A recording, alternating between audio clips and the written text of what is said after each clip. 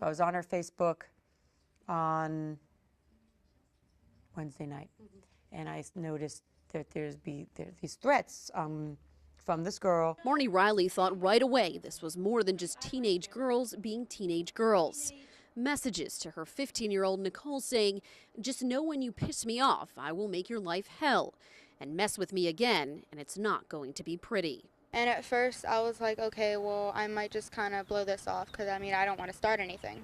Then Nicole discovered the bucket list. And she decided to post on her wall to somebody else that on her bucket list, number 30, that she was going to stab me. A gymnast and a good student, Nicole's grades began to drop. So did her interest in gymnastics. And she says she began to have suicidal thoughts.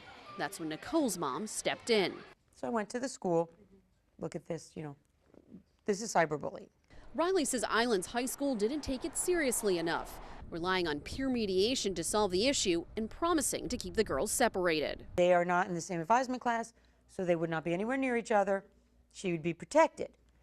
And I was assured this is what she will be protected. Well, they were in the same lunchroom together. That's when Riley says she had enough and went to the Board of Ed. The Board of Education has a stance. This is a zero bullying environment. We will not tolerate bullying at any level. Dr. Quintina Miller Fields, the director of Pupil Personnel Services, says reports of bullying are up because of social media and people are much more aware. We take very, very drastic steps to keep our students, our parents, and our employees trained. She urges parents to monitor social network sites their children may be on. Doing that can prevent problems down the line. I am not going to be the parent sitting here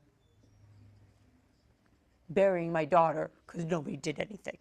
I will not stand for, and I won't stand for any other parent to have to go through it.